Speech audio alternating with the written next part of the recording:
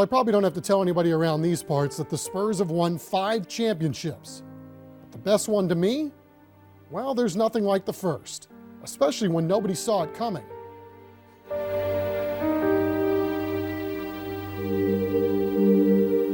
Yeah, that 99 season was a really strange one, especially when you consider it was a strike year.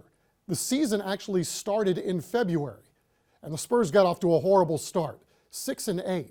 And if you remember back, that 8th loss was a nationally televised game against the Utah Jazz. Spurs were getting obliterated, Pop had been thrown out, and a very young Mike Budenholzer had taken over the huddle. One of the sage veterans on the team, Jerome Kersey, pretty much had seen it all in his career. So there Bud is, drawing up a play in the huddle, and Kersey looks at him and says, "Dude, who the hell are you? Look at you. Look how young you are. I'm not taking any direction from you." Of course, I'm paraphrasing, but yeah, this looked like a team going absolutely nowhere.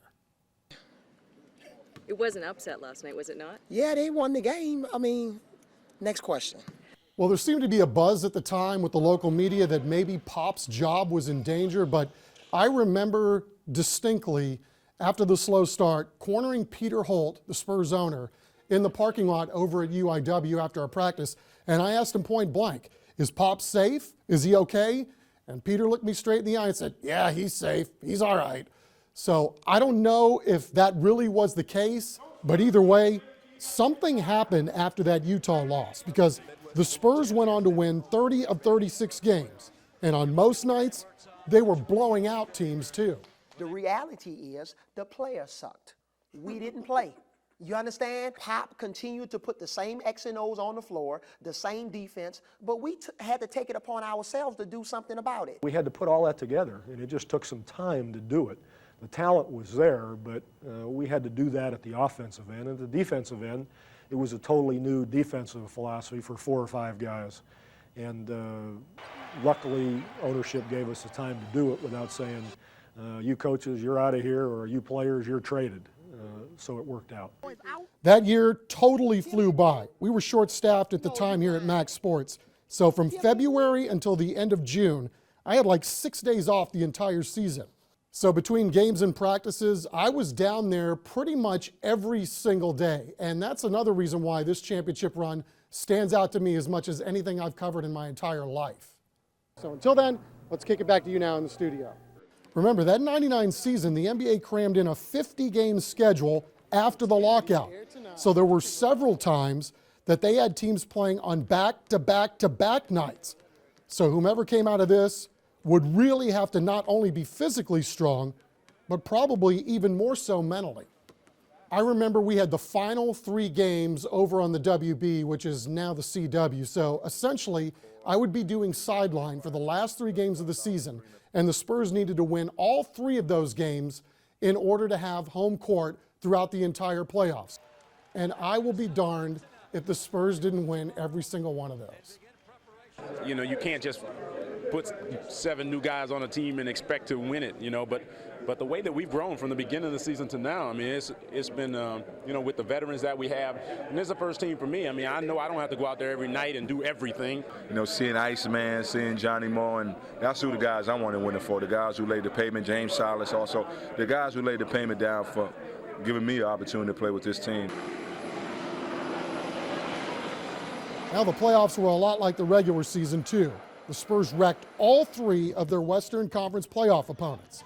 Took 3 of 4 against Minnesota, and then closed down the Forum for good, sweeping the Lakers, and then did the exact same thing to the Portland Trail Blazers in the conference championship.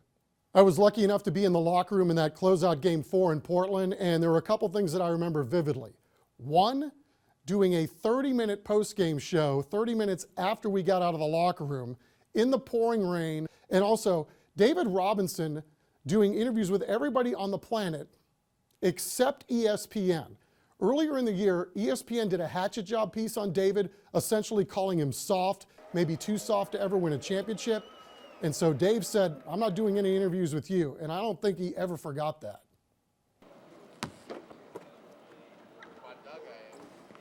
So it was on to the finals, and after a couple of quick victories here in San Antonio to start the finals, it was on to New York, where the real fun began. Now I have to backtrack a little bit. During the Western Conference Finals, Malik Rose told us that we could come up to his room and get footage of him kind of clowning around with other Spurs players, and they were playing this video game. Well, for whatever reason, we weren't able to sync up and make it happen in Portland, but we did in New York. And trust me when I say, good things come to those who wait. Much to our surprise, we thought when we went up to Malik's hotel room, he was going to be playing against a bunch of ball boys. Turns out he was playing with Sean Elliott, David Robinson, and Tim Duncan. TV gold. And we have to beat up on the old fellas. You know, we're going to like put our old ones in a home. You know how you treat them bad. Only visit them once a month. Malik is cheating. That's total Malik. You stupid, man. Chump. Talking noise. On the court, the Spurs also ran through the Knicks in the finals, taking it 4-1, winning a close one in Game 5. I remember being on the court, trying to grab the players for quick interviews, all the chaos of trying to get to where I needed to get to, from the court all the way into the way too small locker rooms. I somehow managed to get lost, as only I can, and I ended up in this back hallway, and there was nobody down there to even ask for directions. But as I was walking down there, coming at me was none other than John F. Kennedy Jr., and it struck me because it was John F. Kennedy Jr., and I was taken by how tall he was. I said hello, he said hello back. He was obviously trying to get out of the building before all the chaos of a championship going to be celebrated by the opposing team. And the reason why that stays vivid in my memory was 3 weeks later, JFK Jr. was killed in that plane crash.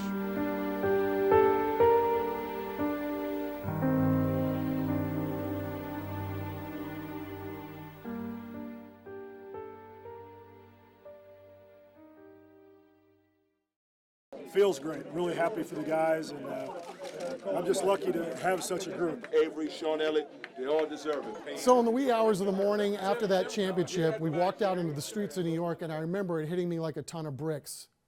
It was like, did this really just happen?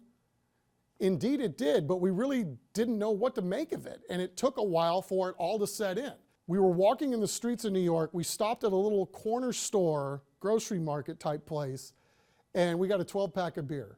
Each of us had 3, and the crew that I was with, Raul Cortez, Martin Cortez, and Michael Valdez, we celebrated for about 30 minutes, packed our bags, headed to the airport, because we had to come home to get ready for all-day parade coverage. No sleep till Brooklyn, yeah, no sleep till San Antonio too, as it turns out. Hard to believe it's been 2 decades since the Spurs won that first one. Been lucky enough to cover Super Bowls, World Series, All-Star games, and more. But that 1999 season, because I was so deep in it from start to finish, is still going to be one of the coolest things I've ever had a chance to experience. This was the kind of thing I thought happened only in other cities, like Boston, LA, or Chicago. Not a little old San Antonio. At the time, I had no idea what was to come, and the supposed one-time deal would actually happen 4 more times after that. From uncommon to commonplace. Yep, that 1999 campaign wasn't the only Spurs team that won a title, but you know what? No matter how many more championships are won from here, 99 will always be first. And to me, the best.